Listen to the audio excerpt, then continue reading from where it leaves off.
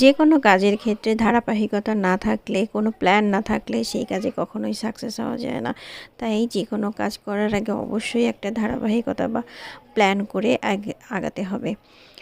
তাই ফেসবুকের ক্ষেত্রেও আপনি যখন কাজ করতে আসবেন তখন আপনাকে অবশ্যই ধারাবাহিকতা বজায় রাখতে হবে। যেই টাইমগুলোতে আপনি পোস্ট করেন, ভিডিও আপলোড করেন, আপনাকে চেষ্টা করতে হবে সেই টাইমগুলোতেই সেই কয়েকটা করেই ভিডিও আপলোড করতে।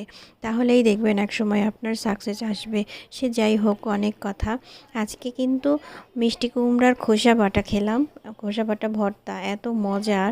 মিষ্টি কুমড়াতে ভিটামিন এ, বিটা ক্যারোটিন, যা আমাদের চোখের, গলার এবং স্কিনের জন্য খুবই গুরুত্বপূর্ণ।